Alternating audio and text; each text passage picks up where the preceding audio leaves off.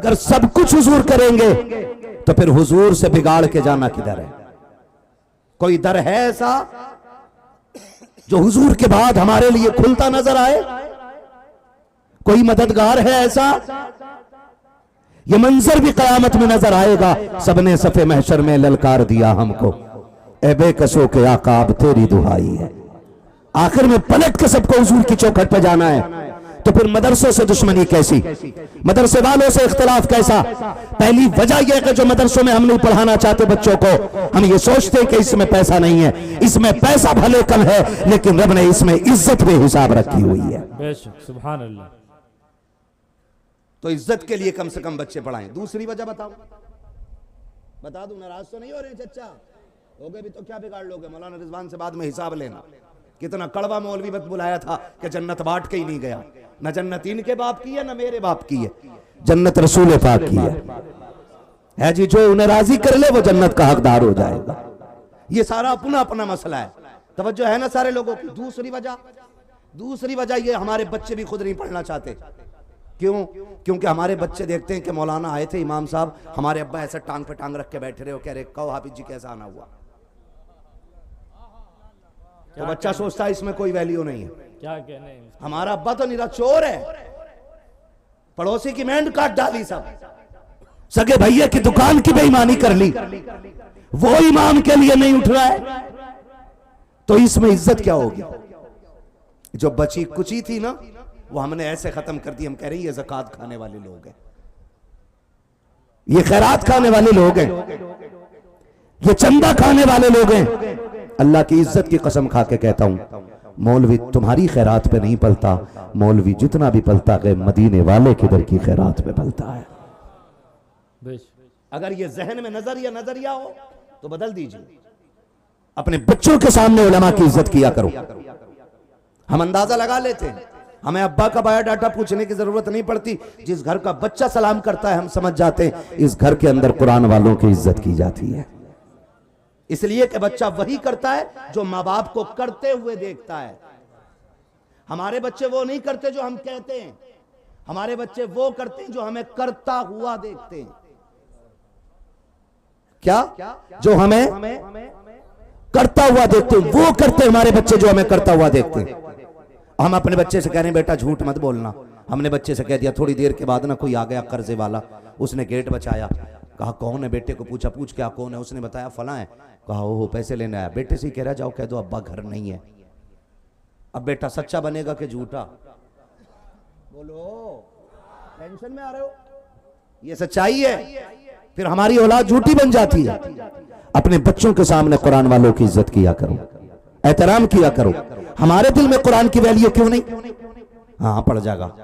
18 घंटे हम हिंदी इंग्लिश को देते हैं और सिर्फ 35 मिनट देते हैं कुरान वालों के लिए।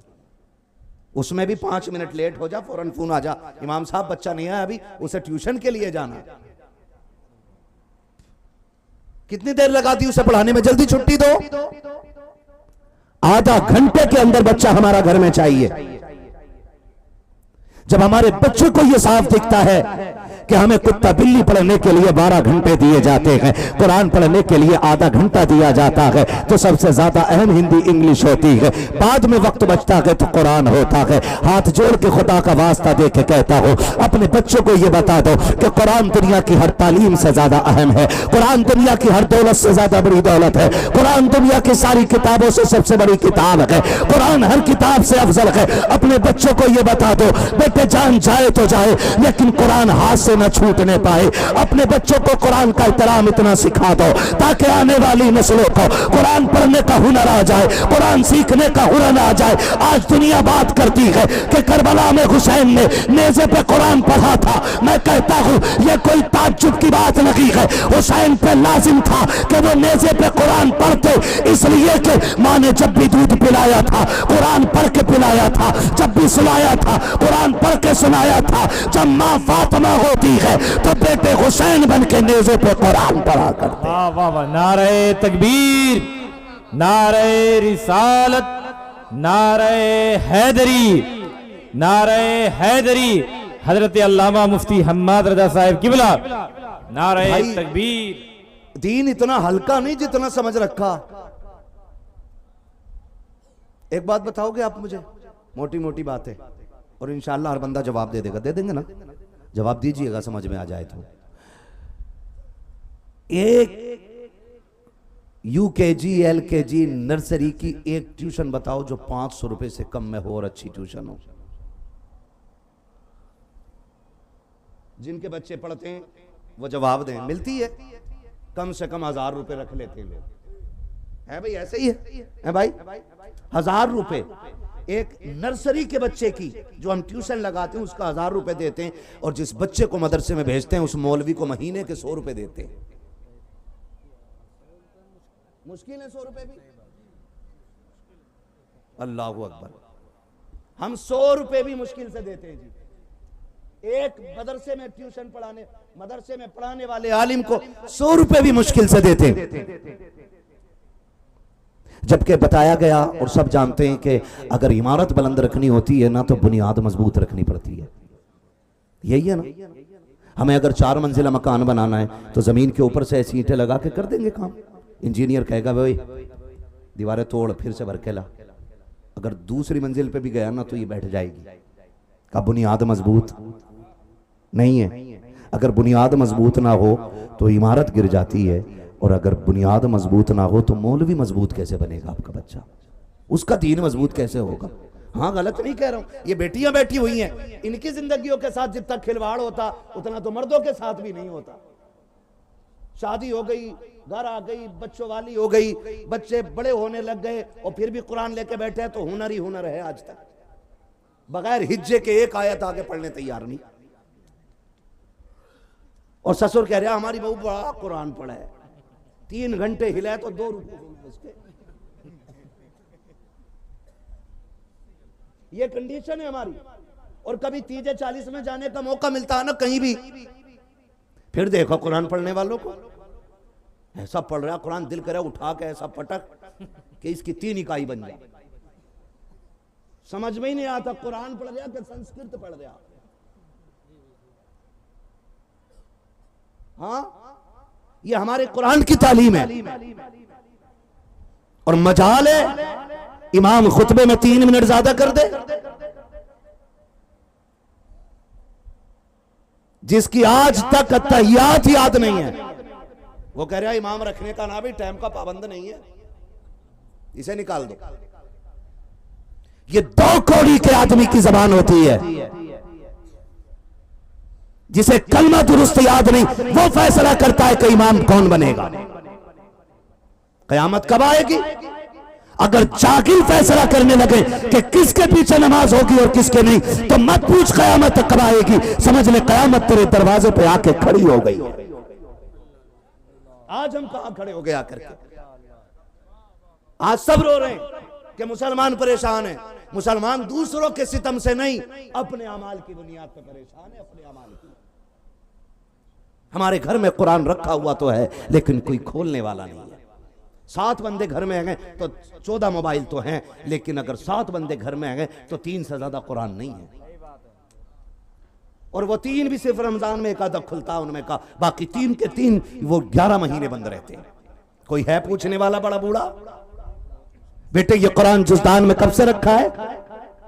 किसी शोहर ने अपनी बीवी से पूछा ये जहेज में लेके क्यों आई थी? इसलिए कि वो नहीं पूछ सकता क्योंकि खुद जाहिल है। पलट के वो भी तो पूछ सकती है, तुम पढ़ लो। वो कहेगा मैंने खुद नहीं पढ़ा, तो वो कैसे बीवी को समझा सकता है?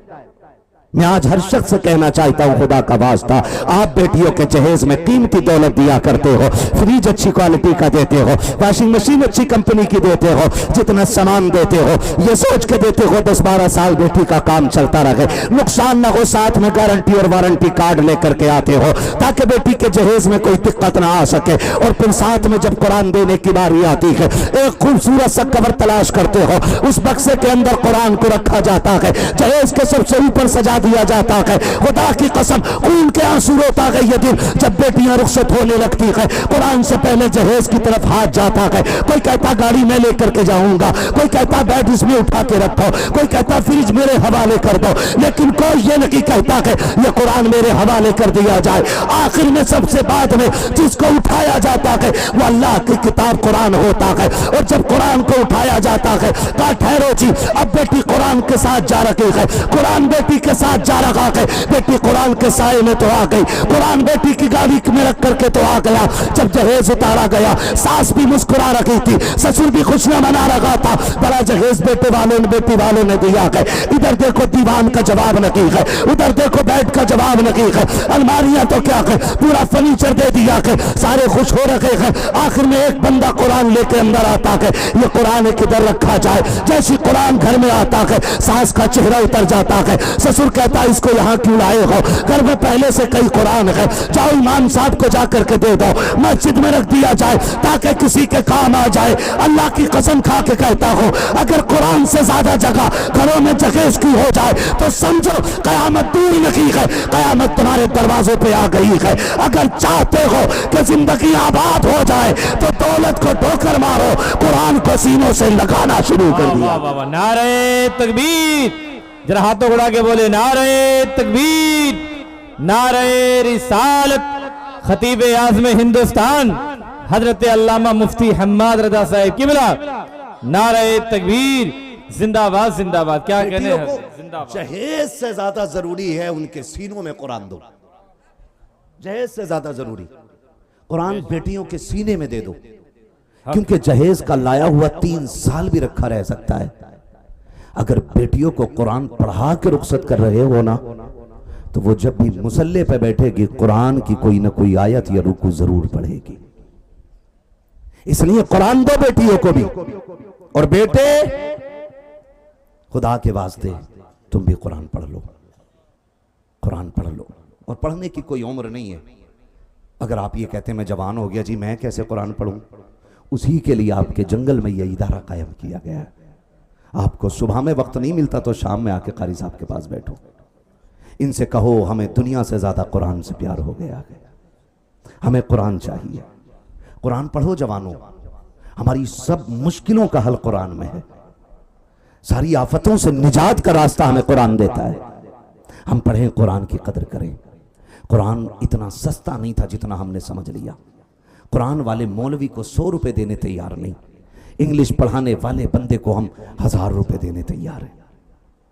क्या कुरान तुमसे कयामत में गिरबान पकड़ के पूछेगा नहीं, बता मैंने तेरा क्या बिगाड़ा था कि कभी तूने मुझे खोल के भी नहीं देखा था?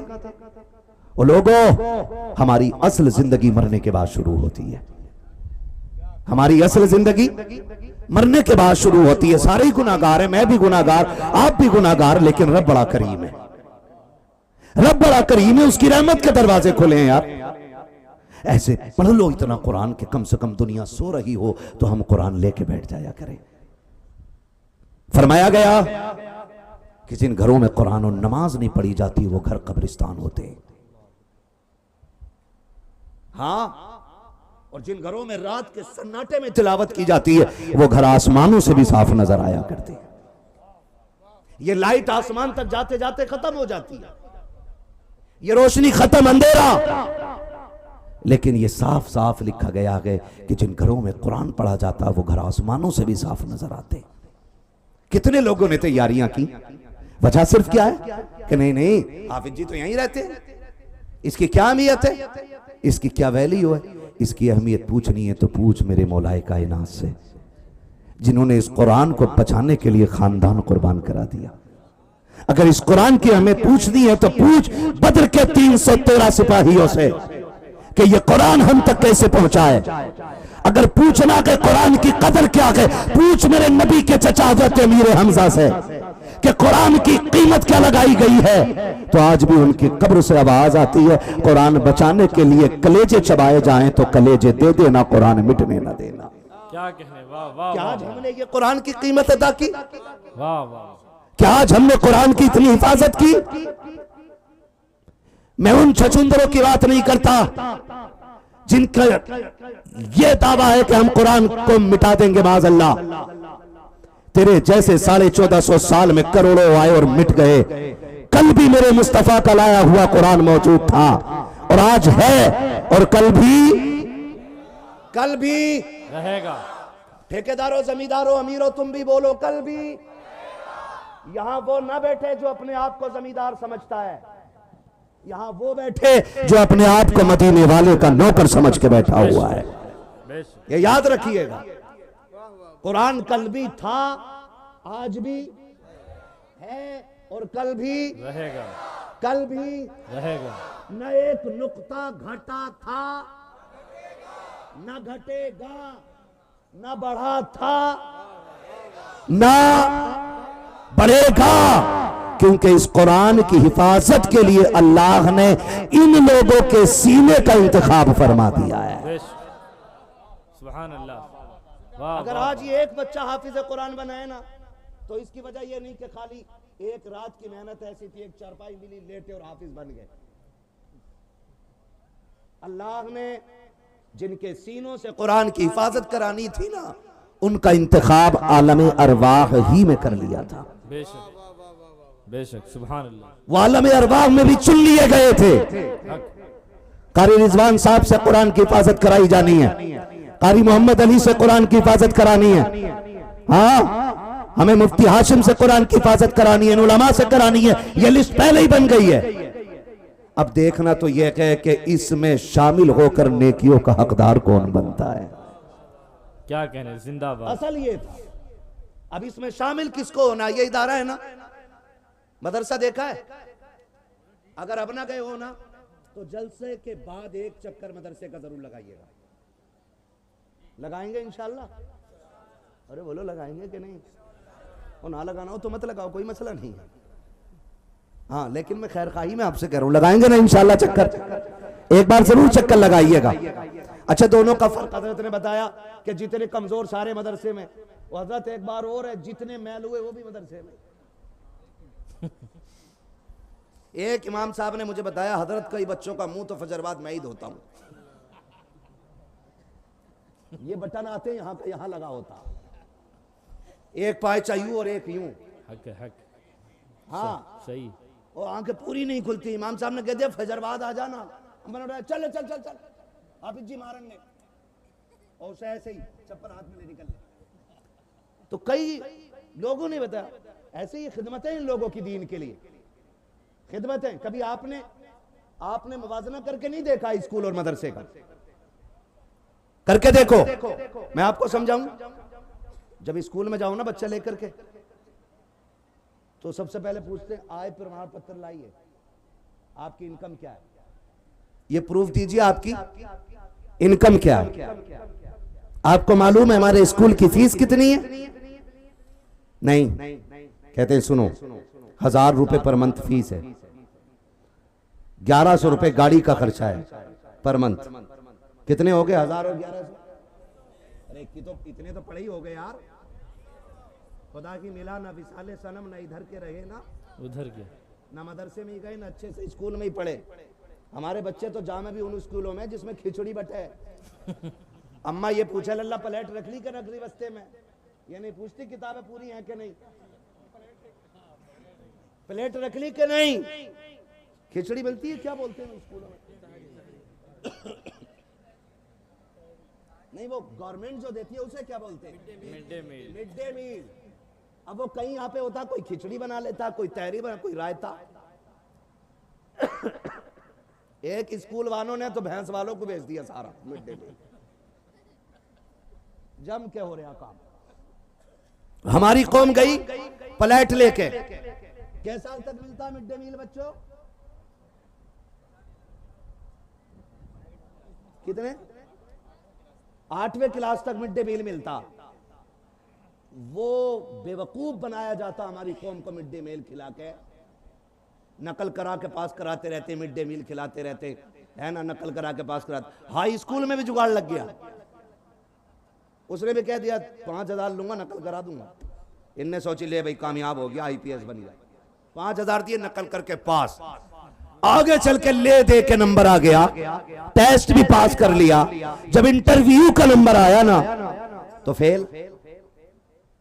फेल तो होने ही था, क्योंकि मिड डे मील ही तो खा रहा था 8 साल से, करी क्या रहा था। अब घर फाइल दबा के बगल में लाया, क्या हुआ कि बताएं मेरा नाम इरफान था इसलिए निकाल दिया गया। समझ रहे, मेरा नाम इरफान था इसलिए इंटरव्यू से निकाल दिया गया। अगर मेरा नाम भी किसी यादव के नाम पे होता, कुमार के नाम पे होता, मुझे भी शामिल कर दिया जाता। मैं आपसे कहना चाहता हूं, अपनी नाकामियों का झपाड़ा कब तक दूसरों के सर पे मारते रहोगे? अपनी नाकामियों की जिम्मेदारियां कब तक दूसरों के सर पे डालते रहोगे? ये जो 8 साल तक मिड डे मील खाते रहे हो, ये तुमने 10वीं क्लास के अंदर जो नकल करके पास किया था, ये चीजें तुम्हें कामयाब नहीं होने देंगी। मिड डे मील को ठोकर मारो, नकल से अलग हो जाओ, इतनी मेहनत करो कि किसी मर्ज का इलाज बन जाओ। अगर इलाज बन जाओगे तो फिर साथ देख के नहीं, औकात देख करके तुम्हें कुर्सी दे दी जाएगी। वाह वाह वाह वाह, जिंदाबाद जिंदाबाद, क्या कहने, जिंदाबाद बनो तो सही किसी वाह वाह लायक। वाह वाह वाह वाह वाह वाह, वो कहते बिच्छू का मंत्र आता नहीं वाह, वाह। और सांप के बिल में हाथ डाल दिया। क्या कहने, वो कुछ पढ़ तो। मैदान जंग में गधे नहीं दौड़ा करते, घोड़े ही काम आते। क्या काम आते? तो गधे ना बनो, घोड़े बनो,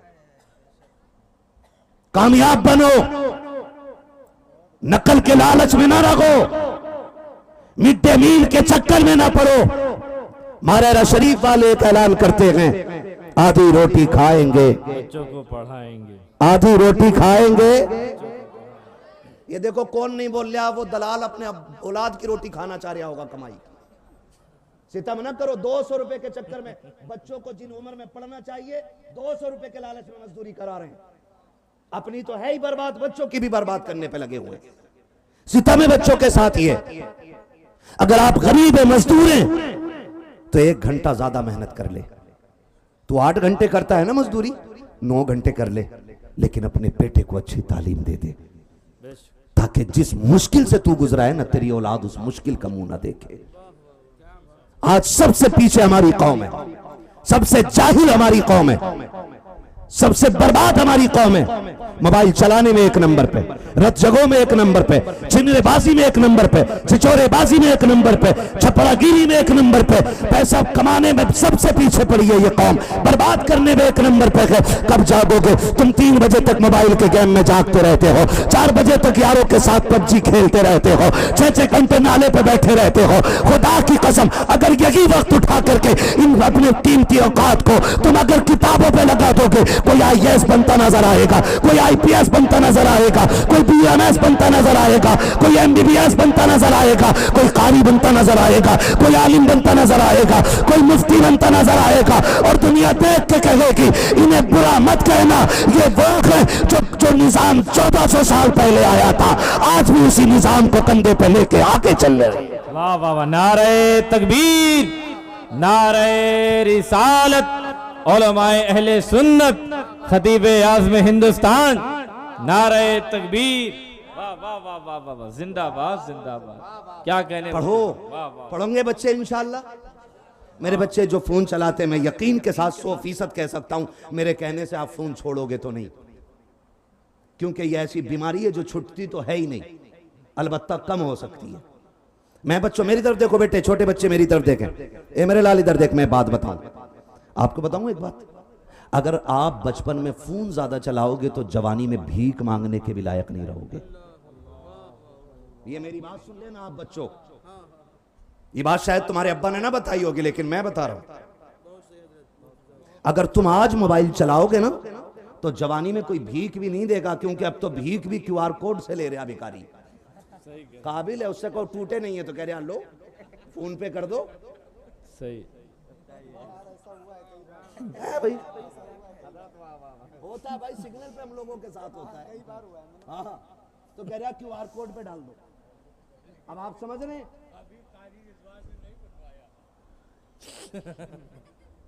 समझ रहे मेरी बात? तो जो बच्चे मोबाइल चलाएंगे ना ज्यादा, वो भीख मांगने के भी लायक नहीं रहेंगे।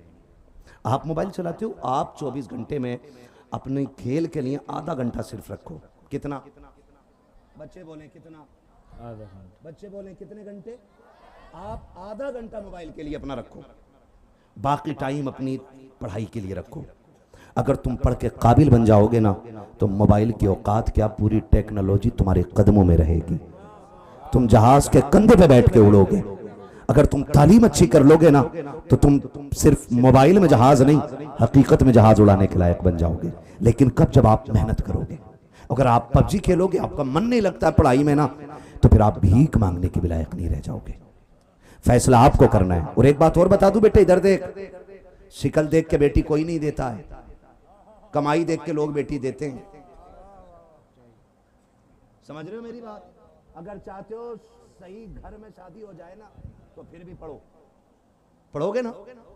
मैंने दोनों बड़े बड़े लालच दे दिए, अब उम्मीद है इंशाल्लाह कुछ सुधरोगे। पढ़ोगे कि नहीं बेटे? पढ़ते हैं आप लोग? चाहे स्कूल में पढ़िए या मदरसे, मदरसे में भी पढ़ो ना तो तगड़ा मौलाना बनना, तगड़ा मौलाना। और इतना तगड़ा मौलाना बनना कि वहां भी तुम्हें देख के रास्ता बदल दिया करे। समझ गए ना? इतना तगड़ा मौलाना बनना कि जहां पैर रख दो लोग मुड़ मुड़ के देखा करें कि कोई मौलाना जा रहा है। इतना तगड़ा मौलाना बनना है। और डॉक्टर भी बनना है ना तो इतना तगड़ा बनना, जैसे ये हराम में कमाई कर रहे हैं ना डॉक्टर, खाली बुखार है फिर भी कह रहा चेकअप करा के लाओ, क्योंकि 200 इसे ही मिल जाए जांच में से भी, कहीं छोड़ थोड़ी रहा। क्या पहले डॉक्टर नहीं होते थे? नब्ज पकड़ी, दवा दे दी, बंदा ठीक कह रहा, चेक करा करो। डॉक्टरों को कुछ नहीं आता, खबर पढ़ के दे रहे दवा। वो पर्चा कह रहा कि इसे जो बुखार है ना वो 3rd क्लास का है, तो उसे देख के दवा दे दी, चाहे मशीन ने कुछ भी कहा। तो डॉक्टर भी काबिल नहीं रह गए। मैं चाहता हूँ हुजूर के गुलाम डॉक्टर बने, हुजूर का नाम लेने वाले डॉक्टर बने, और दुनिया को ये बता दें कि अगर आज भी 1400 साल पुराना निजाम पलट के आ जाए ना तो फिर किसी की आंख में आंसू नजर नहीं आ सकता है। इसलिए मैं चाहता हूं हुजूर के गुलाम आलिम बने, डॉक्टर बने, हुजूर के गुलाम IAS IPS की कुर्सी पे बैठे। वो जो जज की कुर्सी पे बैठा हो ना, वो मुंह देख के फैसला ना करे, वो दलील देख के फैसला करे, वो पैसे लेके फैसला ना करे। आज देखो कितने लोग कोर्ट के दरवाजों पे आज तक माथे मार रखे हैं, सर पटक रखे हैं। कई बार ऐसा होता है कि मजलूम फंस जाते हैं और जालिम छूट जाते हैं, फिर कहते हैं कि जी हम क्या कर सकते थे, कोई रास्ता ही नहीं है। मैं गारंटी के साथ कहता हूं, आज भी अगर कुर्सी पे उमर फारूक आजम जैसा बंदा बैठा हो ना तो मुजरिम जुर्म करते हुए घबराएंगे और सजा देने वाले सजा देते वक्त होश के नाखून लेंगे। समझ रहे मेरी बात? तो मैं चाहता हूं कौम मुस्लिम आगे बढ़े। पढ़ेंगे इंशाअल्लाह, पढ़ेंगे इंशाअल्लाह। तो मैं क्या बात अर्ज कर रहा था, फर्क समझ लो, फर्क समझे। हम बच्चे को लेके जाते हैं अपने स्कूल में ना तो स्कूल वाले देख के कहते हैं कि भाई 1000 फीस का हो गया, 1100 रुपए गाड़ी के हो गए। कितने हो गए? सुभान अल्लाह, कितने? मैथ में ज्यादा माहिर हो आप लोग हैं? नहीं, कितने हो गए? 2100। और का फिर प्लस कब किताबें 6000 की 6 महीने की, कितने हो गए?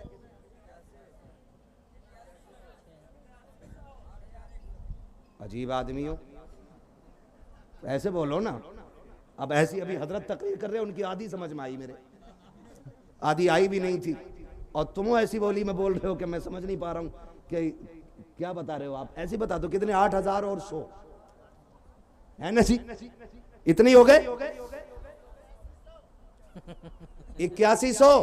अच्छा, अगली और चीज और रह गई ना, का ड्रेस, इसका भी खर्चा। कि साहब जूते के पैसे नहीं करना, अंदर नहीं आ सकता। बैग हो, बस्ते में किताबें हो, साथ में लंच बॉक्स हो, लंच बॉक्स में कुछ ना कुछ खाने का हो, आपके बच्चों के पैर में जूते भी हो, गाड़ी लेकर के आएगी, लेकर के जाएगी। और सुनो, घर वालों से कह देना कि बच्चे को 6 बजे तैयार कर दे। जो औरत बेगैरती से फजर की नमाज के लिए पूरी जिंदगी में नहीं उठती है, वो स्कूल के बच्चों के लिए 4 बजे उठकर टिफिन भी तैयार करती है, ड्रेस भी तैयार करती है, स्कूल की किताबें भी तैयार करती है। आन बान शान के साथ बच्चा निकल के दरवाजे पे आता है, गाड़ी कंधे पे उठा के लेके चली जाती है।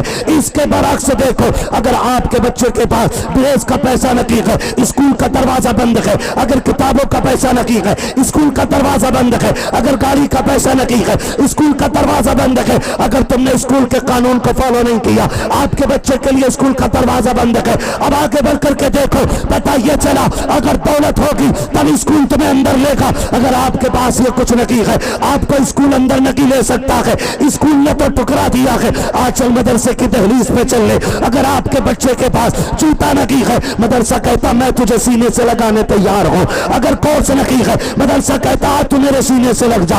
अगर आपके बच्चे के पास कपड़े नहीं है, मदरसा फिर भी सीने से लगाने तैयार है। अगर आपके बच्चे के पास जूता नहीं है, फिर भी सीने से मदरसे लगाते हैं। पता ये चला वो अमीरों की तालीम होती है जो अमीरों को सीने से लगाती है, ये नबी की तालीम है जो गरीबों को सीने से लगाया वाह वाह वाह वाह, नारे तकबीर, नारे रिसालत, उलमाए अहले सुन्नत, खतीब आज़म हिंदुस्तान हजरत अल्लामा मुफ्ती हम्माद रजा साहिब किबला, नारे तकबीर, वाह वाह वाह वाह वाह, जिंदाबाद जिंदाबाद। किसी ने कहा जाके किसी स्कूल के टीचर से कि भाई इतनी अंधी क्यों मार रहा है, साल में एक बच्चे की फीस 70,000 क्यों ले रहा है?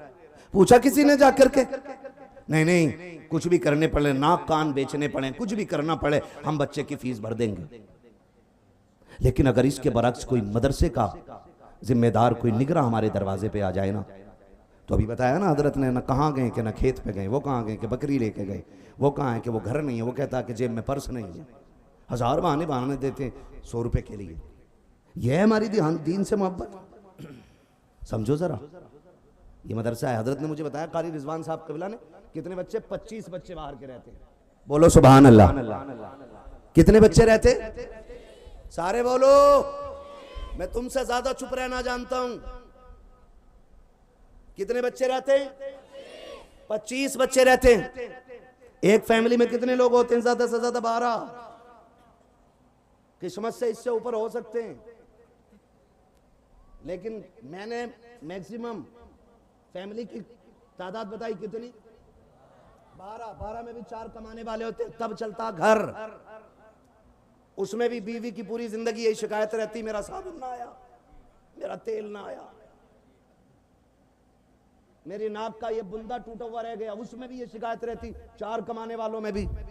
सलाम करो कारी रिजवान साहब को। एक नहीं, एक बंदा 4 बच्चे मुश्किल से पाल पाता है। ये 25 कुरान वालों को 3 वक्त पेट भर के खाना खिलाते हैं। कितने? 25 बच्चों को पेट भर के खाना खिलाते हैं। ये इदारा खिलाता है, और इस इदारे पे हुजूर की नजर करम खुसूसी रहती है। ये याद रखिएगा। आप अंदाजा लगाएं, तुमने बच्चों के लिए बेड बिछा रखे हैं इसमें, है? नीचे है ना? अरे सोते कहां बच्चे? साफ साफ बता दो। नीचे सोते हैं ना? कहां सोते हैं? सारे बोलो। मैं इसलिए याद कर रहा हूं ताकि ये बात याद हो जाए आपको। किधर लेटते हैं आपके बच्चे? घर पे कहां लेटते हैं?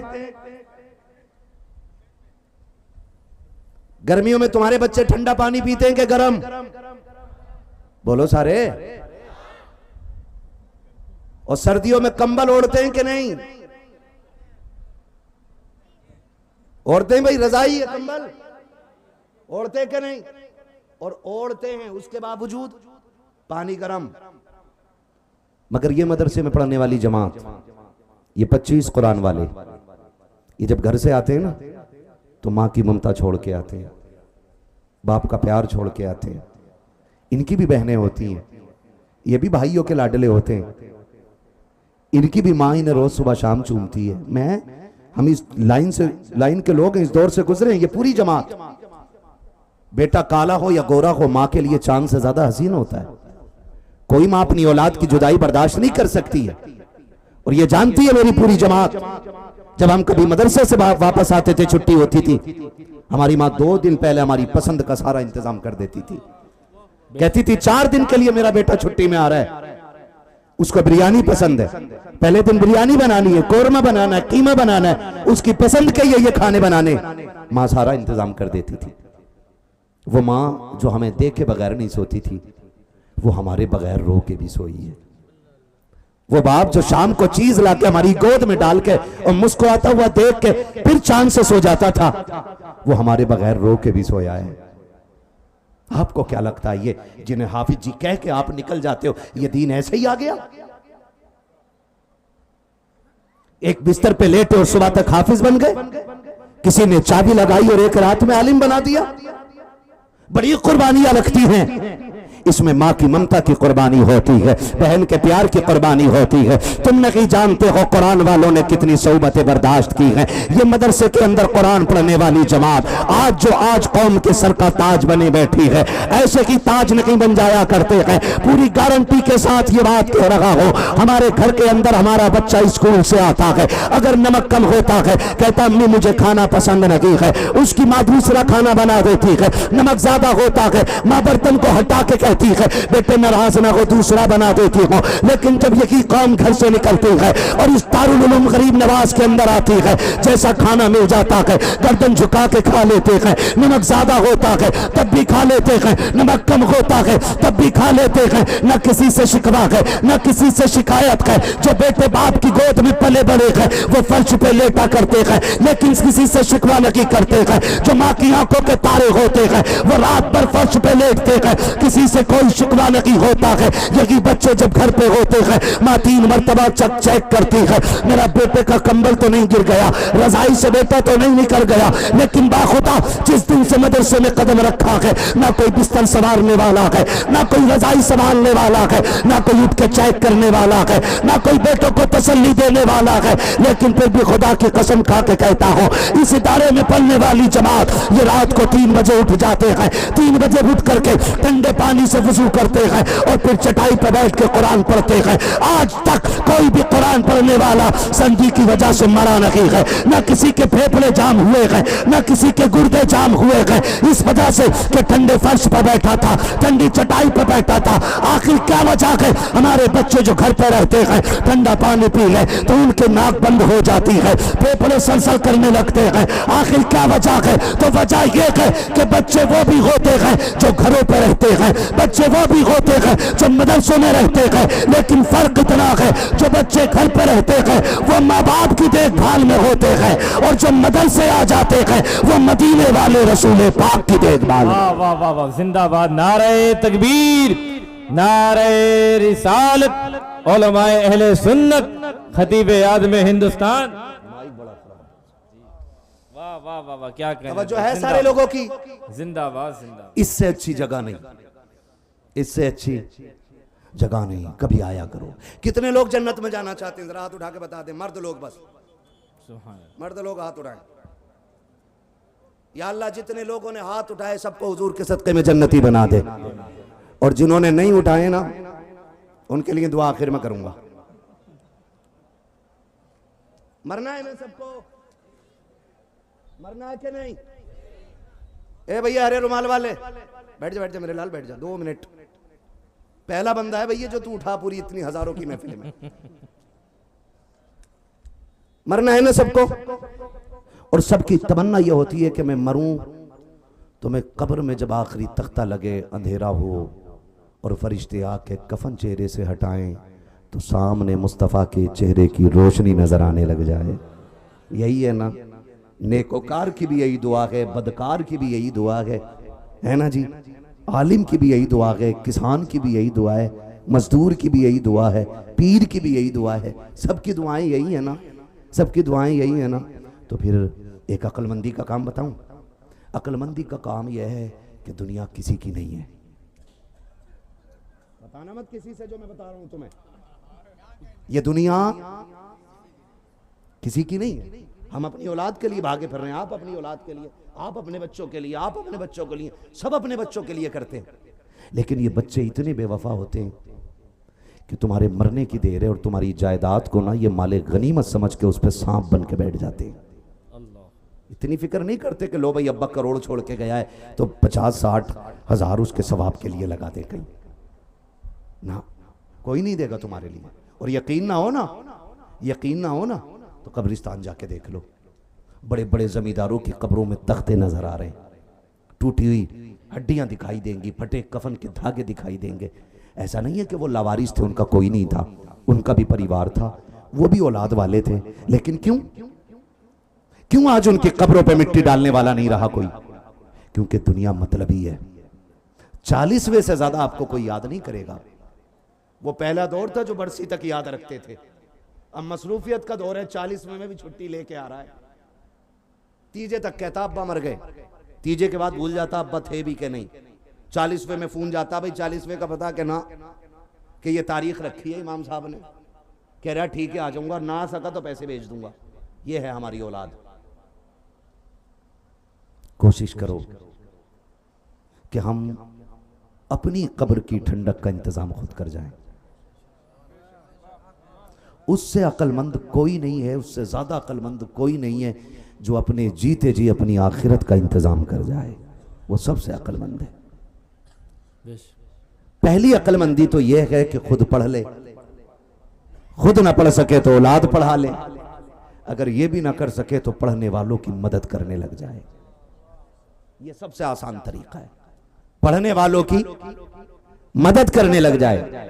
और याद रखो हमारी जो रस्में है ना, 40वें में 40 भगोने बनने हैं अब्बा की मैयत पे, और सारे ही अमीर आ रहे हैं खाने, कोई गरीब ही ना आ रहा। हाँ, कोई क्रेटा से, कोई ब्रेजा से, कोई रेंज रोवर से, कोई फॉर्चूनर से, ऐसी ऐसी गाड़ियों से तो 40 में खाने आ रहा। सवाब मिलेगा अब्बा को ये ठलुए के खाने की। जो हर दिन 40 लोगों को खिलाने की ताकत रखता है, खुद 40 में की रोटी ढूंढता हुआ पहुंच गया है। रेंज रोवर से उतर के कह रहा किधर है रोटी, ऐसा लग रहा है इससे बड़ा मोहताज कोई नहीं। बंद करो ये खाने, शरीयत इसकी इजाजत नहीं देती। अगर खिलाना है गरीबों को खिलाओ, या इसी जमात को खिलाओ जिसको खिलाने से कुरान वाला भी राजी हो जाए और मदीने वाला भी राजी हो जाए। ऐसी जमात को खिलाओ। खिलाना भी है तो हम किसे किसे खिला रहे? कह रहा जी शुक्र है अब्बा मरे थे ना, 40 भगोने बनवा रहे हूं, 40 ना 80 बनवा ले। अब्बा का अजाब कम नहीं हो रहा, लठिया बराबर चल रही है उधर। क्योंकि ये भी इसलिए खिलवा रहा कि ना यार मैंने उसके अब्बा का 40वां खाया था, अपने अब्बा का ना खिलाया तो दुनिया क्या कहेगी। ये भी बदले की रोटी दे रहा, ये कोई किसी का नहीं है। एक काम ऐसा कर जाओ कि कोई हाथ ना भी उठाए, औलाद कहीं भी चली जाए, लेकिन सवाब का सिलसिला जारी रहना चाहिए। मैं बताऊं ऐसा क्या करेंगे? ये इदारा है ना, इसमें एक कूलर लगवाओ, कुरान वालों के लिए फ्रीजर लगवाओ, ठंडे पानी के लिए उनका इंतजाम करो, कमरों के लिए उनका इंतजाम करो। ये नीचे बैठ के पढ़ते हैं ना, तो फर्श का इंतजाम करो, इमारत में इजाफा करवाओ। जब तक इसकी छत रहेगी, एक बच्चा भी नीचे बैठ के ना कुरान पढ़ता रहेगा, उसका सवाब बगैर हाथ उठाए मदद करने वाले की कब्र में जाता रहेगा। करेंगे मदद इंशाअल्लाह, मदरसे की करेंगे इंशाअल्लाह। जितने गरीब लोग हैं वही हाथ उठा रहे हैं, पैसे वाले तो उठा ही नहीं रहे। करेंगे इंशाअल्लाह मदद मदरसे की, है उम्मीद कर सकता हूं। अच्छा, अपने माँ बाप से कितने लोग प्यार करते हैं? कुछ ऐसे भी बेगैरत बैठे हैं जो इनका हाथ अब भी नहीं उठा। इससे बड़ी बात कौन सी होगी? नहीं तो भाई मर भी गए होंगे तो हैं तो अम्मा अब्बा वाले, मरने के बाद रिश्ता तो खत्म नहीं होता ना, है ना। कितने लोग माँ बाप से प्यार करते हैं, जिंदा या मुर्दा जैसे माँ बाप हो। माशाअल्लाह, सुभान। नारे तकबीर, नारे रिसालत, उलमाए अहले सुन्नत, शायर हिंदुस्तान जनाब कारी मोहम्मद अली फैजी। देखो ये जनाब नारे तकबीर, कारी मोहम्मद अली फैजी साहब, पूरी दुनिया इन्हें जानती है। वैसे तो रोज नात भी पढ़ते हैं, नात का सवाब तो अब्बा को पहुंचता ही होगा, लेकिन इन्होंने जानते हो सबसे पहले 2100 रुपए, सारे नहीं बोले अभी यार, बोलो ना सुभान अल्लाह। 2100 रुपए कारी मोहम्मद अली फैजी साहब कबिला ने अपने वालिद मरहूम की जानिब से इस इदारे के लिए गरीब नवाज दारुल उलूम गरीब नवाज के लिए पेश किया। अल्लाह रब्बुल इज्जत इस नदाने को कबूल फरमाए और इनके वालिद मरहूम को करवट करवट जन्नती नेमत नसीब फरमाए, बेहिसाब मगफिरत फरमाए। है कोई बंदा भाई, अब जब आगाज हो ही गया है तो मैं भी देखूं। अभी लाओ, कारी मोहम्मद अली साहब ने 2100 रुपए दिए। मेरा ख्याल था कि कोई बंदा ऐसा उठे जो सबसे पहले उठ के ना कम से कम 12,000 की बोली 12वीं शरीफ की निस्बत से लगाए। 12,000 वाला, मुझे पता चला ये गुज्जरों का इलाका है, पैसे वाले भी डटके हैं और दिल वाले भी डटके हैं। ये मैं देखूं, मैं फिर कल जलसे में बोल दूंगा जैसे मिले थे। हाँ, है कोई 12,000 वाला जो सबसे पहले 12वीं शरीफ की निस्बत से 12,000 का ऐलान करे? क्या बात है, सुभान अल्लाह, बोलो सुभान अल्लाह। फिर बताऊं क्या बताया इन्होंने, बता दो इन्होंने क्या बताया मेरे कान में। अतीक अहमद प्रधान जी उर्फ सोनू भाई, इन्होंने 21,000 रुपए मदरसे के लिए पेश करने का ऐलान किया। सुभान अल्लाह, 21,000 रुपए हमारे सोनू भाई की जानिब से। अल्लाह रब्बुल इज्जत इनके इस नजराने को कबूल फरमाए। अब है कोई और बड़ा जमींदार या प्रधान जो 21,000 से ऊपर चला जाए? नेकियों में बढ़ चढ़ के हिस्सा लेना चाहिए, गुनाहों में नहीं है। मैं समझता हूं ये इन कितने भाई, 2200 2100 रुपए, मोहम्मद अली भाई 2100 रुपए की बरकत है कि 21,000 आ गए। लेकिन एक भाई ने 100 देके 2200 कर दिए थे। उम्मीद है कोई 22,000 वाला भी उठेगा, है ना? सुभान अल्लाह। मतलब 500 रुपए अपने पास रखो, अभी मैं ले लूंगा बाद में। भैया सुनो, सुभान अल्लाह। देखो पहला सवाल 12वीं शरीफ की निस्बत से 12 का था, तो 12 ही करो ना। 12,000 सुभान अल्लाह। नारे तकबीर, क्या नाम है भाई? नारे रिसालत। अजय मेरे लिए चंदे वाले? अच्छा, हमारे नाम क्या बताया भाई? मोहम्मद निजाम भाई, माशाल्लाह, इनकी जानिब से 12,000 रुपए 12वीं शरीफ की निस्बत से। बोलो यार सुभान अल्लाह। 12वीं का चांद आएगा फिर सफर के बाद, है ना? हमारे भाई ने, क्या नाम, मोहम्मद निजाम भाई, इन्होंने 12,000 रुपए 12वीं शरीफ की निस्बत से दिए हैं। सुभान अल्लाह। उम्मीद अगर 12वीं वाला आगे आए ना, तो 11वीं वाला भी कोई ना कोई आगा जरूर, है ना? सरकार बड़े पीर की निस्बत से भी कोई 11,000 जरूर देगा। क्या बात है, सुभान अल्लाह। मौलाना इलियास जगदीशपुरी साहब जिंदाबाद, जिंदाबाद। मौलाना मोहम्मद इलियास साहब जगदीशपुर वाले, सुभान अल्लाह। आज जलवाई जगदीशपुर वालों का है। हजरत भी चच्चा है हमारे, है मौलाना चच्चा और मौलाना इलियास जगदीशपुर वाले, सुभान अल्लाह। मौलाना इलियास साहब ने 11वीं शरीफ की निस्बत से 11,000 रुपए का ऐलान किया है। सुभान अल्लाह। अरे देखो मिंबर वाले आगे जा रहे हैं यार। मैंने तो ऐसे देखे सेठ ना गांव में 6 महीने मुंबई में कबाड़े का काम करके सेकंड हैंड गाड़ी लेकर उस पर सेठ लिखवा देते हैं पीछे।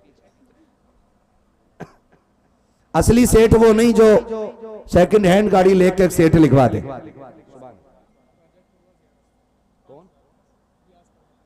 रियाज प्रधान। मैं चाहता हूं ये 1,000 कर देना तो 11वीं 12वीं शरीफ, वो 6ठी शरीफ का मसला हो जाए हमारा। मैं ऊपर से नीचे आ रहा हूं ना। 12वीं भी हो गई, 11वीं भी हो गई। अब अजमेर वाले बाबा की महफिल है तो फिर 6ठी भी हो ही जानी चाहिए ना। माशाल्लाह, मरहूम गुफरान भाई की जानिब से 11,000 रुपए का और ऐलान किया गया। आप खाली सुभान अल्लाह कहते रहो, पैसे मत दो। हाँ, आप खाली कहते रहो। क्या नाम बताया था मरहूम? मरहूम मोहम्मद गुफरान भाई की जानिब से 11,000 रुपए बगदाद वाले पीर की निस्बत से पेश किए गए। सुभान अल्लाह। 11वीं शरीफ की निस्बत से पेश किए गए। अल्लाह कबूल फरमाए। यार ये 6 हुए कि नहीं पूरे? अभी रियाज प्रधान की तरफ से कितना है? आगे 6,000। पहले ये 6 वाला ऐलान कराओ। मोहम्मद क्या नाम है प्रधान? रियाज प्रधान। रियाज प्रधान जी कहाँ के? यहीं के, रजतपुर के, रजतपुर वाले। माशाल्लाह। हमारे भाई ने, रियाज भाई ने 6,000 रुपए गरीब नवाज की 6ठी की निस्बत से पेश किए हैं। सुभान अल्लाह। भले समंदर सूखते नहीं, देने वाले कभी चूकते नहीं है ना? ये हमारे भाई रियाज भाई ने दिए। अल्लाह रब्बुल इज्जत इनके भी नजराने को कबूल फरमाए, आमीन या रब्बल आलमीन।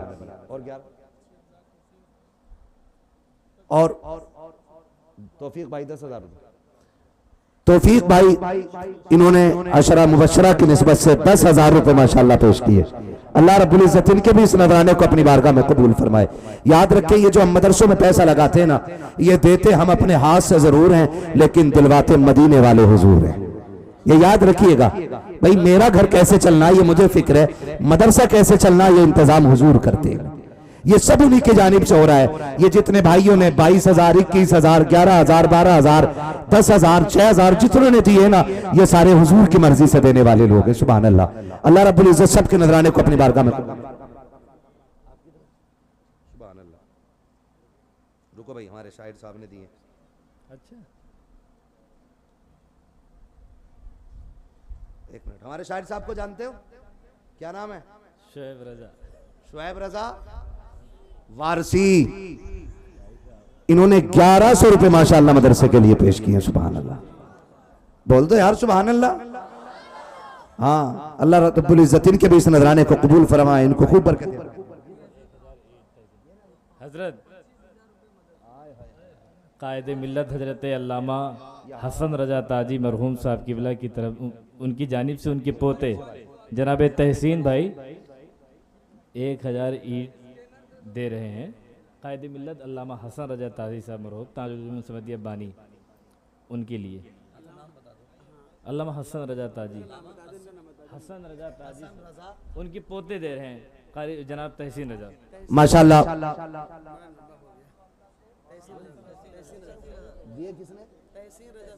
तहसीन रजा साहब ने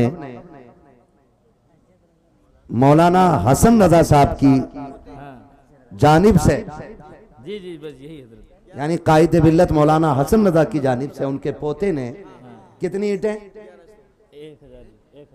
1000 ईंट देने का माशाअल्लाह ऐलान कराया है। सुभान अल्लाह। अल्लाह रब्बुल इज्जत इनके भी इस नजराने कबूल फरमाए माशाअल्लाह, अल्लाह बरकतें अता फरमाए। ये देखो भरे समंदर सूखते नहीं, ये हुजूर का घर है और बन जाएगा इंशाअल्लाह। दुनिया इसी चक्कर में पड़ी है, हमने वेतन काट दिया, हमने तनख्वाहें काट दी, हम मदरसों को कोई फंड नहीं देते, फिर भी मदरसे कैसे चल जाते हैं इन्हें पता नहीं है। खुदा की कसम, हम गरीब जरूर हैं, हम बच्चों को चटनी खिला सकते हैं लेकिन कुरान की तालीम पे पाबंदी नहीं लगा सकते हैं। वाह वाह वाह। तो हमारे 25,000 वाले भैया का नाम बताओ पहले। अच्छा, हमारे लिए आप दे रहे हैं उनकी तरफ से। क्या नाम है आपका? मोहम्मद असलम भाई मरहूम आलिम रजा, अपने वालिद जो हैं इनके मरहूम आलिम रजा, उनकी जानिब से हमारे भाई ने कितने? 15,000 रुपए। सुभान अल्लाह। अरे यार इतनी देर में एक नारा ही लग जाता है यार, जितना देने वाले दे रहे हैं। सुभान अल्लाह। नारे तकबीर, नारे रिसालत। मेरा मसला मेरी कौम से है, मैं इनसे नारा लगवाऊंगा। है कोई भाई जो नारा लगाते खड़े होके नीचे से? जियो मेरे लाल जियो।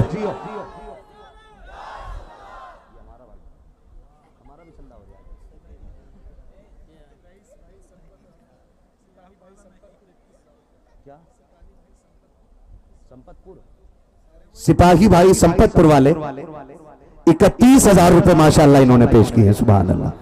सिपाही भाई, हाँ 25 वाले किधर कर दिए तुमने? 25 वाले। हाँ, पहले सिपाही भाई का नाम सुन ले। इन्होंने 31,000 रुपए सुभान अल्लाह पेश किए। अल्लाह रब्बुल इज्जत इनके भी इस नजराने को कबूल फरमाए, है ना। और वो 25 वाले किधर गए? हाजी महमूद साहब, हाजी महमूद साहब सुभान अल्लाह यहीं के रहने वाले हैं। क्या बात है, अल्लाह आपको बार बार हुजूर के दरबार की हाजिरी नसीब फरमाए। हमारे हाजी महमूद साहब, इन्होंने 25,000 रुपए माशाअल्लाह मदरसे के लिए देने का ऐलान किया है ना। ये चक्की फातिमा की चल रही है, जमाना जितना लंगर खा रहा है, हमारा अकीदा ये है खाते हैं तेरे दर का। ये बार बार फिर पढ़ेंगे ना, आएंगे मोहम्मद अली भाई तो इनके मुंह से फिर सुनना है ना। खाते हैं तेरे दर का, पीते हैं तेरे दर का, पानी है तेरा पानी, दाना है तेरा। 25,000 हाजी महमूद साहब की जानिब से। है कोई और बंदा भाई?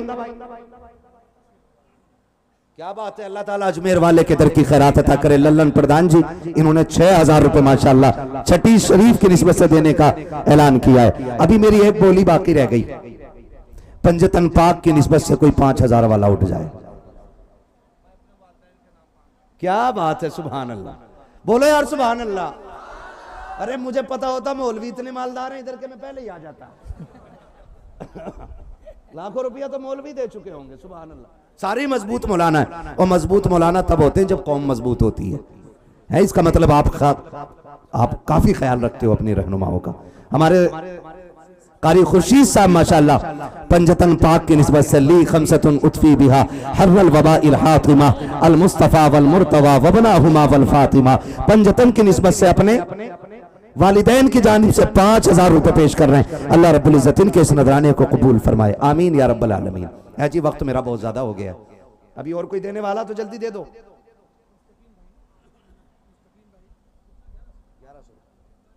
मुस्तकीम भाई माशाअल्लाह 11वीं शरीफ की निस्बत से 1100 रुपए पेश कर रहे हैं। अल्लाह रब्बुल इज्जत हमारे मुस्तकीम भाई के इस नजराने को कबूल फरमाए और इनको बगदाद वाले के दर की खैरात अता फरमाए। सुभान अल्लाह, क्या बात है, सुभान अल्लाह। अब्दुल रज़ाक भाई हैं, कोई किधर हैं? हो तो हाथ उठा दें भाई।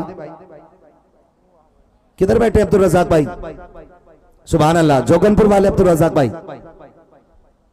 नहीं, वही है, आप ही है ना जोगनपुर वाले अब्दुल रज़ाक भाई? सुभान अल्लाह माशाअल्लाह। 25,000 रुपए हमारे अब्दुल रज़ाक भाई जोगनपुर वाले, इन्होंने देने का ऐलान किया है। सुभान अल्लाह, क्या बात है नौजवानों। अल्लाह तुम्हारी इस कमेटी को सलामत रखे और इस जिद्दोजहद, इस कोशिश को सलामत रखे। डॉक्टर इकबाल ने पहले ये बात कही थी, उकाबी रूह जब बेदार होती है जवानों में, नजर आती है उनको अपनी मंजिल आसमानों में। अगर जवान मजबूत हो जाएंगे, आज ये इदारा है, कल दारुल उलूम बनेगा, आने वाले दौर में यूनिवर्सिटी बनेगा और फिर ये आने वाले दौर के अंदर इंशाअल्लाह, आज इससे एक हाफिज कुरान बना है, फिर आने वाले दौर में सैकड़ों हाफिज कुरान इसी इदारे से निकलेंगे इंशाअल्लाह। आप ये अज़्म मुसम्मम कर लीजिए, हम अपने इदारे के साथ मजबूती से खड़े रहेंगे माशाअल्लाह। सुभान अल्लाह। कमेटी वाले लग रहे हैं, इनके गले का बिल्ला बता रहा है। कमेटी वाले हो ना? हाँ, बड़ी देर में कोई कमेटी वाला आया है। हमारे इरशाद भाई 2000 रुपए माशाअल्लाह इन्होंने देने का ऐलान किया है। सुभान अल्लाह। हैं?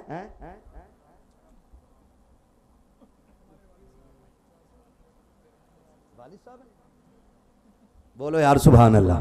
सबसे बड़ी बोली लग गई है, सबसे बड़ी बोली लग गई है। कारी रिजवान साहब के वालिद साहब ने 50,000 रुपए सुभान अल्लाह देने का ऐलान किया। अल्लाहु अकबर।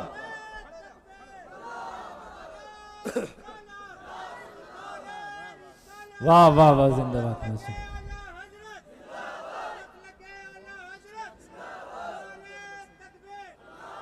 एक नारा आपने छोड़ दिया, वो मैं लगा दे रहा हूं, जवाब आप दे देना, मिलेगा जवाब। इश्क मोहब्बत, इश्क मोहब्बत।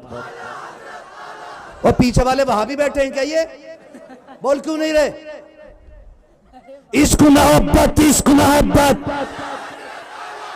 बस्ती बस्ती करिया करिया, उलमाए अहले सुन्नत। क्या बात है, सुभान अल्लाह।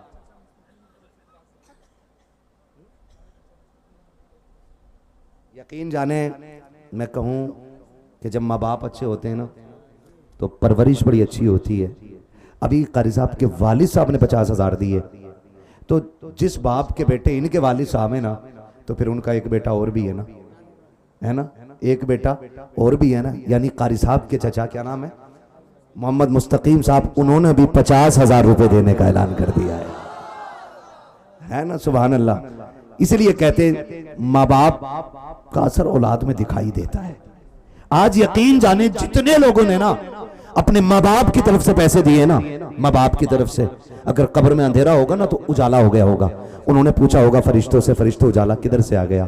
कहा मुबारक हो, ऐसी औलाद छोड़ के आया है जिसने तेरी कब्र की रोशनी के लिए, हुजूर के दीन के लिए पैसा लौटाना शुरू कर दिया है। अल्लाह सबको ऐसी औलाद अता फरमाए। मुस्तकीम भाई की जानिब से 50,000 और 50,000 कारी साहब के वालिद की जानिब से सुभान अल्लाह। दो भाइयों की जानिब से 1 लाख रुपए आ गए इंशाअल्लाह।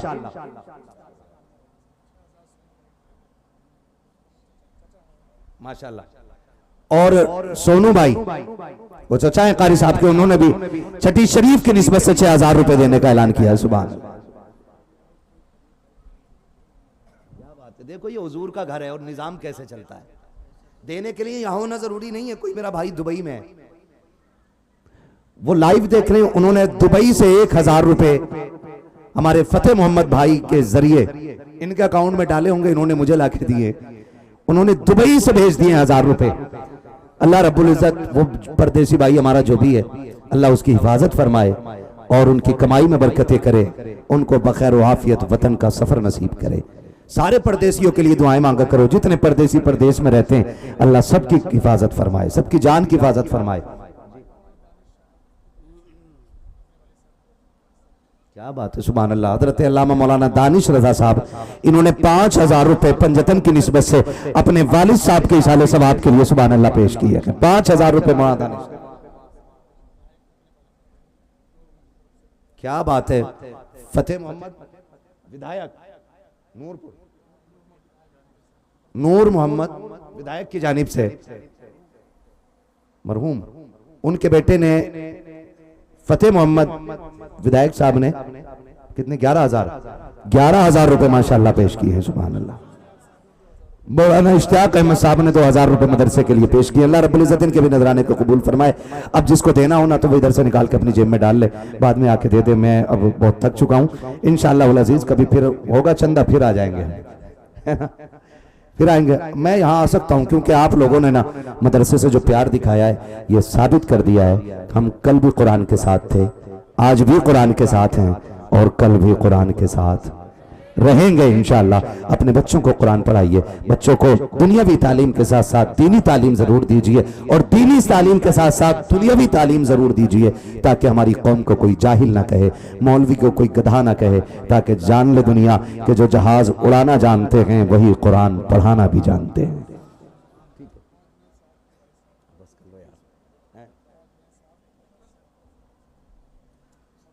एक घंटा और काहे बीमार कर दे, किसी को इतना न चाहो कि दम निकल जाए। 1.5 घंटे से ऊपर सुई चली गई है। मोहम्मद अली भाई को सुनना है अभी, ठीक है ना? किसने दिए भैया वैसे? ये 2100 रुपए मौलाना जुनैद साहब ने अपने वालिद की जानिब से 2100 रुपए माशाअल्लाह मदरसे के लिए पेश किए हैं। सुभान अल्लाह। समझो मदरसा बन गया हो, आपने इतना प्यार दिखा दिया है कि मदरसा बन गया है। और अगले साल इंशाअल्लाह मैं आया ना तो इसमें आज एक फारिग है, अल्लाह ने चाहा तो 2-4 बढ़ ही जाएंगे इंशाअल्लाह। और आपकी जिम्मेदारी बनती है कि बढ़ा दें आप, ठीक है ना? बस फरमाया गया या अय्युहल्लज़ीना आमनू उदखुलू फिस्सिल्मि काफ़ा, ऐ ईमान वालों पूरे पूरे इस्लाम में दाखिल हो जाओ। हमारा जाहिर भी इस्लाम के तरीके पे हो, हमारा बातिन भी इस्लाम के तरीके पे हो। रब के करम पे भरोसा कीजिएगा। अगर तिजारत करनी है तो अल्लाह से कीजिएगा। दुनिया तिजारत में धोखा दे सकती है, लेकिन जो तिजारत रब से होती है उसमें कभी घाटा नहीं हो सकता है, उसमें कभी नुकसान नहीं होता है। जो हम खाते हैं वो बर्बाद हो जाता है, जो दीन पे लगा देते हैं वो बैंक के तौर पर महफूज हो जाता है, वो जमा हो जाता है। अल्लाह ताला हम वालों को अल्लाह ने कितना बुलंद मकाम अता फरमाया होगा। आज ये सारी अंजुमन, ये खूबसूरती, ये जगमगाहट, ये जंगल में मंगल जनाब मोहतरम कारी रिजवान साहिब क़िबला की मेहनतों का नतीजा और हमारी इस जमात के उलमाए किबार की मोहब्बतों का नतीजा है कि जो आज इस जंगल में बड़े पुरसुकून तरीके से हम और आप बैठे हुए हैं।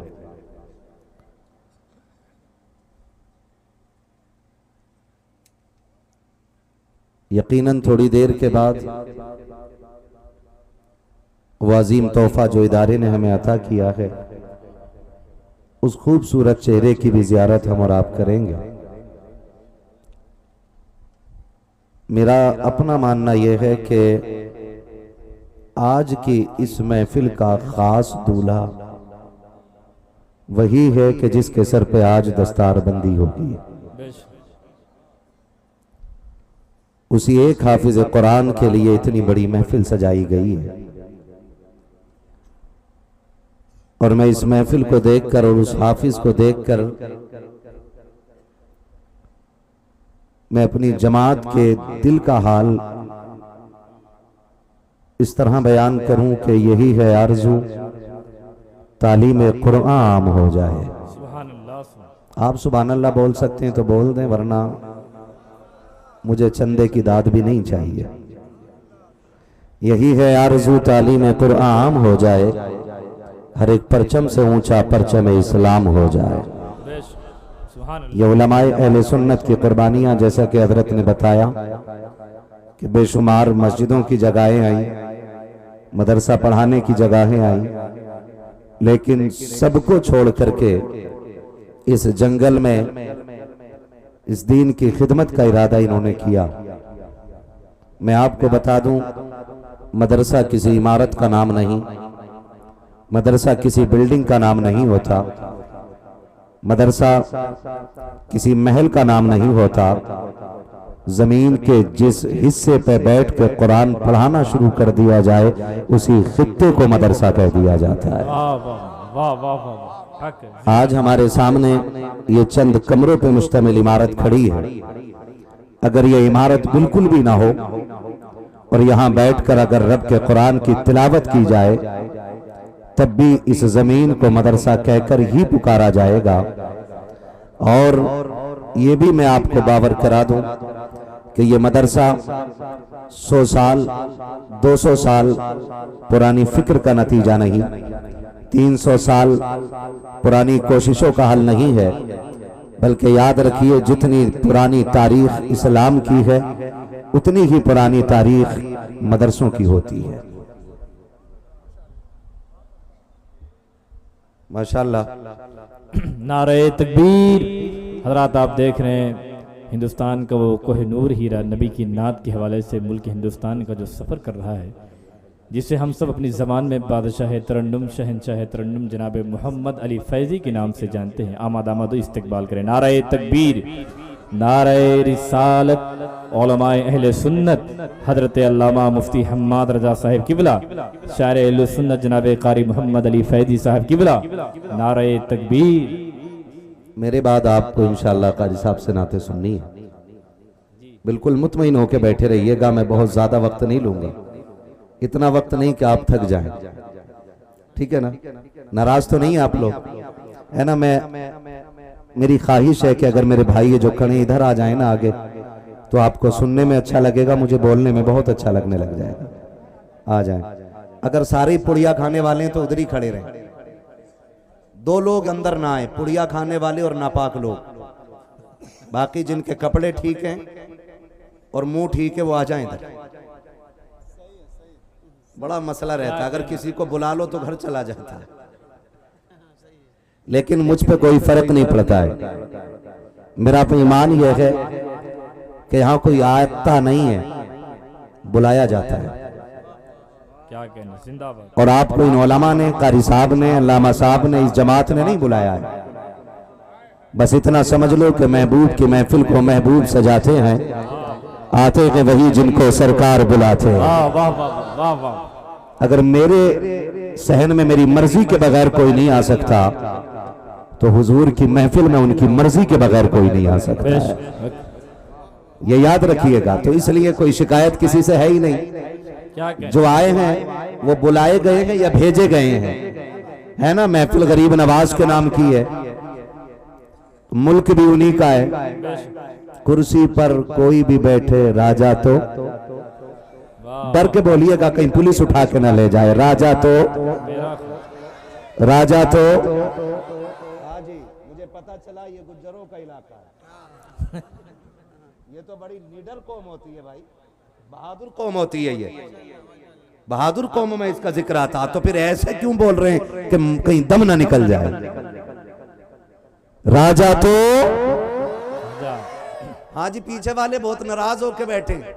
ऐसा तो नहीं घर से ये सोच के आए थे मौलाना ने बिरयानी बनवाई होगी और यहाँ हाथ ना लगी। ऐसा भी होता है कि लंगर उधरी खाना चल के, और पता चला मदरसा खुद इतना गरीब था कि मेहमानों का खर्चा मुश्किल से उठाया, तो खिसिया के बैठते, चलो बैठ जाओ, सुभान अल्लाह नहीं कहना। ऐसा तो नहीं घर से खाना खा के आए ना, जितने लोग खा के आए वो जरा कह देना या रसूल अल्लाह, या रसूल अल्लाह। पीछे वाले भी खा के आए तो पीछे वाले भी बोले जरा या रसूल अल्लाह। हाँ जी, गरीब नवाज की महफिल है, उम्मीद है उन्हीं के भेजे हुए लोग हैं, उन्हीं के भेजे हुए हैं ना, तो फिर इंशाअल्लाह आसानी से उठ के जाएंगे भी नहीं, ये चले जाएंगे। मेरा मानना ये गरीब नवाज के हवाले से कि अगर अजमेर वाला बैठा दे तो ऊंट नहीं उठते हैं, वाह वाह। अगर गुलामों को बैठा दे तो कैसे उठ के जा सकते हैं, जिंदाबाद, है ना? आपको पूरी महफिल जम के सुननी है और एक मिसाल कायम कर देनी है कि हम खेती जरूर करते हैं लेकिन रिश्ता मदीने वालों से मजबूत रखते हैं। बेशक, सुभान अल्लाह। ये मिसाल कायम कर देनी है। ये आज इदारा कायम हुआ है। अभी हजरत अल्लामा मौलाना आलम रजा साहिब क़िबला ने बड़ी अच्छी गुफ्तगू की और मिसाल के जरिए समझाया कि हमारे लिए दीन कितना जरूरी है। लेकिन माजरत के साथ एक मिसाल हजरत ने यह भी दी, बच्चा खूबसूरत होता है तो स्कूलों की जीनत बनता है, और अगर बच्चा कमजोर पैदा होता है तो वो मुदर्रिसीन के लिए जहमत बन जाता है। ये बात हजरत ने कही 99% बिल्कुल दुरुस्त है। मैं आपसे इतना पूछना चाहता हूं, हमारे पास आसमान से नाजिल की हुई किताब सिर्फ एक है, और उस किताब का नाम क्या है? कुरान कुरान शरीफ। अभी सबकी आवाज नहीं आ रही, क्या है उस किताब का नाम? क्या है? कुरान शरीफ। अगर वही हमने नहीं पढ़ा तो दुनिया में आके क्या किया? सिर्फ सोचिएगा, मैं हाथ नहीं उठवाऊंगा आपसे। अगर हमने वही नहीं पढ़ा तो फिर हमने क्या पढ़ा? और उसको ना पढ़ने का जो एक सबसे बड़ा रीजन है वो ये है कि मौलवी बनेगा तो क्या खाएगा, क्या कमाएगा। ये सबसे बड़ा रीजन जो आवाम के बीच में रहता है। किसी अमीर ज़ादे से अगर कहो मदरसा क्यों नहीं जाता, कि अब्बा ने मना कर दिया, कहा क्योंकि इमामों की तनख्वाह कितनी होती है? 5,000, 6,000, 8,000, 10,000, 15,000, ये फिक्र होती है। इसलिए हमारे अब्बा ने सोचा डॉक्टर बन, गला काटना, कोई रोकने वाला नहीं होगा, कोई फतवा नहीं लगाएगा तुझ पे। वकील बन जा, मुकदमा जीते या हारे फीस पहले देनी पड़ेगी, कोई फतवा तुझ पे नहीं लगेगा, है ना। हम वो तालीम दें जिसमें पैसा जल्दी से जल्द घर में आए। मुसलमानों मेरा मशवरा है, अल्लाह से जब भी दुआ मांगा करो ना, कभी दुआ में कसरत ना मांगना, अगर मांगना तो बरकत मांग लेना। सुभान अल्लाह। क्या मांगना है? जोर से क्या मांगना है? बरकत। कसरत में और बरकत में फर्क होता है। कसरत क्या? अगर एक बंदे की तनख्वाह 50,000 है, तनख्वाह कम है कि ज्यादा? बोलो, कम है कि ज्यादा? भाई इसका थोड़ा इको कम कर दो। तनख्वाह कम है कि ज्यादा? ज्यादा। 50,000 तनख्वाह महीने की है और खर्चे 51,000। गरीब रहेगा कि अमीर? हाँ जी, समझ गए इतनी बात? तनख्वाह 50,000, खर्च 51। बंदा गरीब है कि अमीर? तनख्वाह 15,000, खर्च 14,000, बंदा गरीब है कि अमीर? कैसे? उधर घट रहे हैं, इधर। इतनी बात समझ में आ गई? उधर घट रहे हैं, इधर बढ़ रहे हैं। अगर किसी के जहन में यह बात रहती है कि बेटा मौलवी बनाएंगे तो 10,000, 15,000 कमाएगा, तो कान खोल के सुन और जांच चेक कर ले। मैं मस्जिद का 6,000 तनख्वाह लेने वाला इमाम लेके आऊं, तू 80,000 कुर्सी पे बैठ के कमाने वाला मुलाजिम लेके आ। दोनों के चेहरे मिला के देख, दोनों के कपड़े मिला के देख, किसके चेहरे पे नूर ज्यादा है, किसकी जिंदगी में शऊर ज्यादा है। फिर खड़ा करके देख ले और फैसला कर कि इनमें अच्छा कौन है। खुदा की कसम 6,000 कराने वाले इमाम को देख के ये कहना पड़ेगा कि खुदा की कसम जो दुनिया के दरवाजों से 70,000 कमाता है, उसके चेहरे पे वो नूर नजर नहीं आता जो हुजूर की चौखट के फकीर के चेहरे पे नजर आया। नारे तकबीर। जरा हाथ उड़ा के बोले नारे तकबीर, नारे रिसालत, जलसे दस्तार बंदी, हजरत अल्लामा मुफ्ती हम्माद रजा साहिब किबला, नारे तकबीर। अगर ये सोचते हैं हम, अगर ये सोचते हैं पैसा कम मिलेगा, तो बताओ पैसा बड़ी चीज है कि इज्जत? सारे बोलो इज्जत। इधर वाले चेयरमैन भी बोल दें, क्या पैसा बड़ा के इज्जत? आदमी पैसा इसलिए कमाता है कि चमक दमक पैदा करे, और चमक दमक इसलिए पैदा करता है कि लोग देखें, और लोग देखें फिर ये कहें यार इसका जवाब नहीं। इतना करने के लिए ना 3-3 पुश्ते जमीन में घुसड़ जाती हैं, तब जाके कोई 2 बंदे सलाम करते हैं। मैं कहता हूं बेटे को एक को कुरान पढ़ा के देखो, दुनिया के किसी कोने में जाएगा ना, किसी मंत्री को इतना सलाम करने वाले नहीं मिलते जितना कुरान वाले को सलाम करने वाले मिल जाते। सुभान अल्लाह। सुभान। तो आप किस चीज को तलाश कर रहे हैं? जिंदाबाद। और हम इस चीज के, हमारी जमात इस चीज के मुखालिफ नहीं कि हमारी जमात में IAS ना हो, IPS ना हो। हम इस चीज का इनकार नहीं करते कि मत पढ़ाओ बिल्कुल बच्चों को। हम तो ये कहते हैं हमारा बेटा डॉक्टर बने, लेकिन डॉक्टर बाद में बने, मोहम्मद अरबी का गुलाम पहले होना चाहिए। सुभान अल्लाह। वाह वाह। हमारी ये फिक्र रहती है क्या कि हमारे बच्चों को दीन आना चाहिए, हमारे बच्चों को कुरान आना चाहिए। बात कड़वी होती है, कलेजे फट जाते हैं, बर्दाश्त नहीं होता। लोग कहते हैं मौलवियों को हसद होता है, साकिब हसद नहीं होता है। हमने डॉक्टरों की अंदर की जिंदगी देखी है। अभी कुछ दिन पहले मेरे करीबी रिश्तेदार की बात है, इंतकाल वो 24 घंटे से ज्यादा हो गए थे, वेंटिलेटर पे रख करके उसको सांसें दिलाई जा रही थी, सिर्फ इसलिए कि पैसा ज्यादा से ज्यादा लूटा जा सके। मैं पूछना चाहता हूं, ऐसी तालीम पे लानत भेजते हैं जो इंसानियत का जनाजा निकालते, हम ऐसी फिक्र को ठोकर मारते हैं जो गरीबों का पसीना निचोड़ के रख दे। इस्लाम हमें इसकी इजाजत नहीं देता है, किसी का हक मारने की इजाजत इस्लाम नहीं देता है, धोखा देने की इजाजत इस्लाम नहीं देता है। क्या 3 दिन तक 72 घंटों तक लाशों को मशीनों में रख के इसलिए जिंदा नहीं रखा जाता कि पैसा ज्यादा से ज्यादा दुआ जा सके, ज्यादा से ज्यादा पैसा लूटा जा सके। मैं कहता हूं डॉक्टर बाद में बनाओ, हुजूर का गुलाम पहले बनाओ, इसलिए कि अगर डॉक्टर की कुर्सी पे बैठने वाला मोहम्मद अरबी का गुलाम होगा तो दवा बाद में देगा, दुरूद पहले पड़ेगा। दवा में शिफा हो न हो, मदीने वाले की दुरूद में शिफा पहले है। नारे तकबीर, जरा हाथों उड़ा के बोले आगे से पीछे तक, नारे तकबीर, नारे रिसालत। खतीब आज़म हिंदुस्तान हजरत अल्लामा मुफ्ती हम्माद रजा साहिब की बुलाद, नारे तकबीर। वाह वाह वाह, पढ़ाओ, क्या कहने मुफ्ती साहब की, वाह वाह वाह वाह, सिखाओ गुड मॉर्निंग भी, जिंदाबाद। लेकिन उससे पहले अस्सलामु अलैकुम सिखाओ, ताकि तेरे बच्चे की जबान खुले तो नाम पूछने की जरूरत न पड़े, दुनिया लहजा देख के पहचान जाए मोहम्मद अरबी का गुलाम जा रखा है। वाह वाह वाह, कम से कम इतनी तब्दीली आ जाए। आज पूरी दुनिया मदरसों को मिटाने पे लगी है, पूरी दुनिया इस्लाम की दुश्मन हो गई है। एक प्रोफेसर ने रिसर्च के बाद कहा कि पूरी दुनिया सिर्फ मुसलमानों की दुश्मन क्यों है। कहा कि पूरी दुनिया ने देखा कि अगर तरक्की करनी है तो 3 चीजों को बढ़ावा देना पड़ेगा। नंबर 1 सूद है जी, नंबर 2 शराब, और नंबर 3 बेगैरती बेहयाई। और इस्लाम इन तीनों चीजों से रोकता है। इस्लाम इन 3 चीजों से रोकता है। कहा इस्लाम मिटा दो, फिर लूट खुल के गरीबों को लूटा जाएगा। बेटियों से चिढ़ क्यों? इसलिए कि पूरी दुनिया की कौमों का जायजा ले लो, जितनी पर्दे में इस्लाम की बेटियां मिलेंगी किसी मजहब में उतना पर्दा नजर नहीं आएगा। इसलिए हमारी बेटियों को टारगेट किया जा रहा है, उनको मारा जा रहा है। परसों की रिपोर्ट है, परसों 24 घंटे के अंदर 10 से ज्यादा मुस्लिम बच्चियों को कत्ल किया गया है।